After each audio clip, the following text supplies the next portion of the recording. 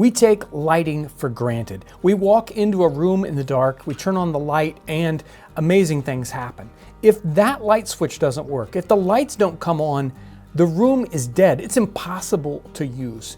In the 18th and 19th century, lighting was incredibly difficult and important. The lighting industry and the trades related to that were a big economic driver. They created a lot of jobs and a lot of taxation. It doesn't matter whether you're the poorest person or the richest person, there were three main sources of light. You had light from open fires, like fireplaces, and some people, that was their only light they might have in their home at night. And then there are oil lamps. You can have all kinds of different simple oil lamps and very, very expensive oil lamps. And then the classic, the one we think about all the time, candles. And candles are a very special kind of light source. They are actually a technological innovation. The candle topic today is very interesting because candles are extremely popular today, but most people enjoy candles because of their scent or because of the atmosphere they bring. But in the 18th century, candles were a tool, like a flashlight might be a tool. Now, yes, some people were using very, very high-end, expensive candles, and then other people, the lowest possible, cheapest candle you can imagine. The very richest people can afford these amazing candles from the 18th century. Spermaceti candles made from the spermaceti from sperm whales. That candle was the quintessential candle, a beautiful, white, bright flame.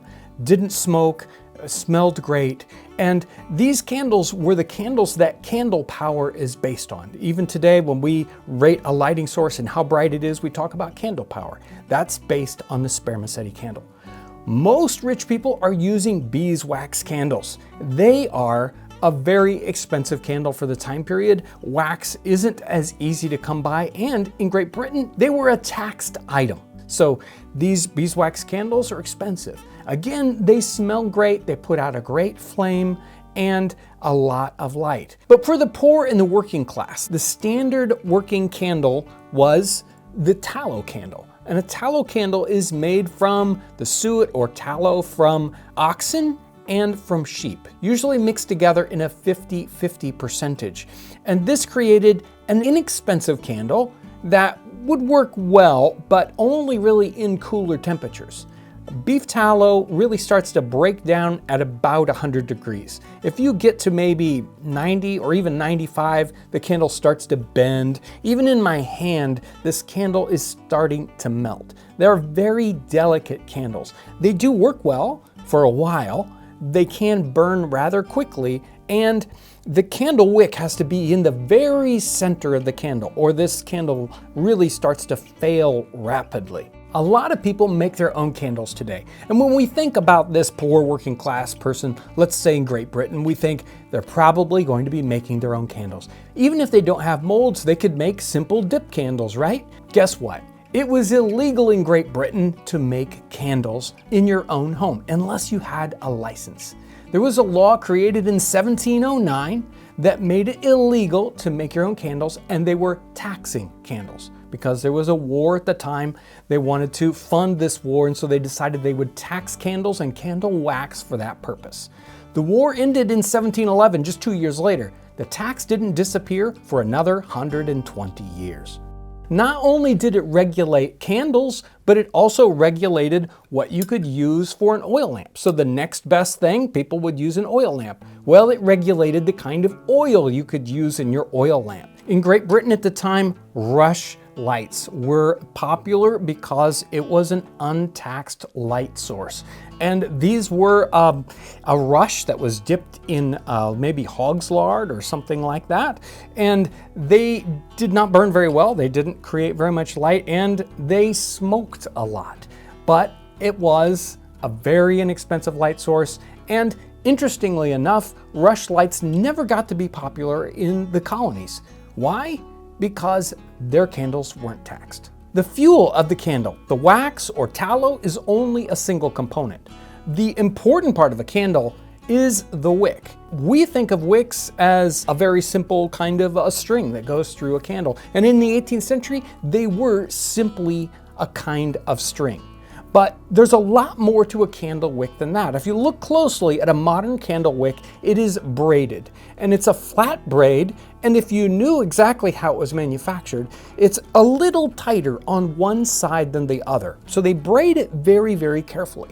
This was an innovation in the 1830s and 40s, when they were really working on the candle technology. When braided in that way, as the candle burns, the wick starts to curve over and make a little curve at the top. That makes it so the wick is only a very particular length. You only want that wick to be about 1/4 of an inch or 3/8 of an inch long.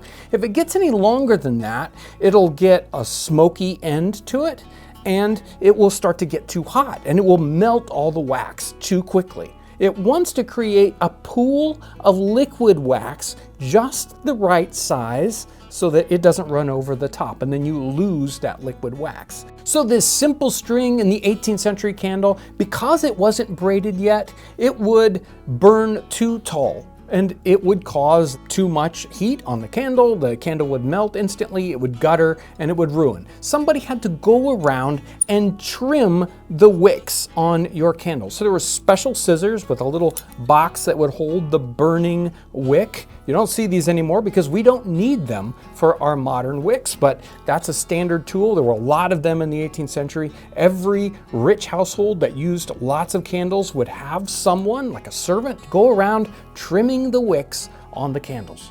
And when I say fuel for the candle, I mean the tallow or the wax. And if we think about what's going on here with the candle, it's an amazing innovation here. The candle by itself burns, it holds its flame. What's happening is this solid fuel, the tallow or the wax, is creating a liquid pool, like a pool of oil.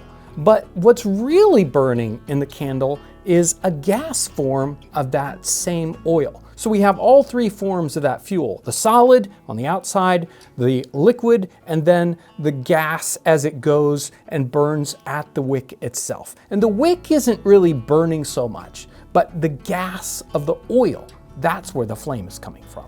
There were even scientific papers from the time, pages and pages of study about what's going on exactly with the flame of the candle. There are all these air currents that are happening around in that. It's very interesting that this was the beginning of scientific innovation, and this is one of the places they started to study. There were three main methods of making candles in the 18th century. We are all familiar with candle molds and making candles, and that was probably the main way of making at least high-end candles for the time period. They had molds, especially the more industrial candle making in Great Britain. They had special kind of modular molds so that they would make a candle. They could make many, many candles at once, and they had a special tray that would hold them together. We're more familiar with the simple 6 or 8 style candle mold. That's probably something that's more like a colonial candle mold design for somebody making candles at home. There are also dipped candles. And a lot of dipping is going on, even in an industrial kind of way. Someone's sitting over a pot of molten wax, and they are dipping wicks over and over, letting them cool, dipping them again, and slowly building up a layer of candle wax on the outside of those. Many times those are misshapen, and those sorts of candles have to be rolled out and flattened. And then a style that we don't think about much today, and that is a method of pouring the wax over the top of these wicks to create that candle. Again, these made very misshapen looking candles, and they had special rolling tables that they would roll those out flat. And they would make thousands and thousands of candles. While most people could afford some kind of candle at times, oil lamps were extremely popular. And oil lamps could burn something as simple as waste oils from the kitchen, something like bacon grease. Yes, it made a smoky, smelly fire, but it was a lot less expensive than candles. In Britain, even what was burned in your oil lamp was regulated. You couldn't burn tallow in your oil lamp. You had to burn a different kind of waste oil from the kitchen. So there were multiple different kinds of simple oil lamps. Some of them nothing more than a simple metal tray with a little bit of a spout edge to it.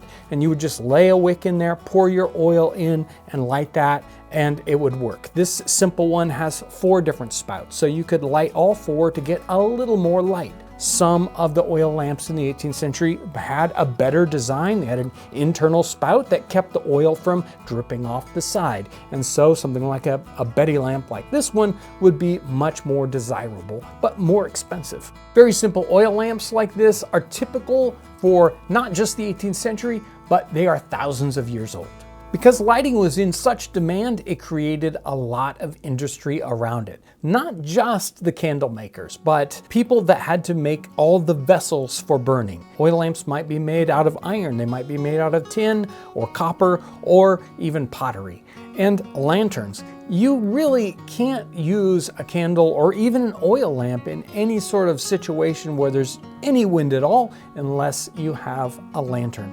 So there are some people who are directly connected with lighting. People that go around lighting street lamps at night in the 18th century, they're having to go and trim the wicks or clean the globes on your street lamps. And street lighting was a very important thing. It really started to be an important industry in France in the 17th century. Great Britain takes on the idea of street lighting in London in the 18th century, and they have special globed oil lamps that have to be lit and then cleaned constantly. Benjamin Franklin sees the problem of the lamps lighting the streets in London in 1750s. He wants street lighting to happen in Philadelphia, and so he comes up with a new lantern design that won't smoke the glass. So it's a special oil lamp that you can have for the street lights in Philadelphia. Speaking of street lighting, I grew up around here and there's a city, Wabash, Indiana. It's just a few miles south. We drive through it all the time and they have a sign. They're famous for being the first electrically lighted city. And how did they light their city? In the 1880s, they suspended 4 electric arc lamps from the courthouse roof to light up the city, and it was amazing. Lighting affected blacksmiths and potters and tinsmiths and coppersmiths and all the people that had to deal with making the candles themselves. But that wasn't it. That fuel had to come from someplace. So beekeepers are important, along with butchers. They are harvesting and separating out all the tallow that makes the tallow candles. And then as we go into the 18th century, the whaling industry becomes incredibly important. Spermaceti for spermaceti candles. Whale oil is important way up all the way into the 19th century for lighting. There's so much about lighting and candles in the 18th century. It's a very deep topic. This is a tallow candle that I made. It's 100% tallow, and I don't know exactly how it's gonna burn, but we're gonna try this candle out. All the other candles we've been burning here are different kinds of wax, mostly beeswax, but here's our tallow candle. I can't believe how well this is burning. It's great to be able to get in there and make a candle just like they did in the 18th century.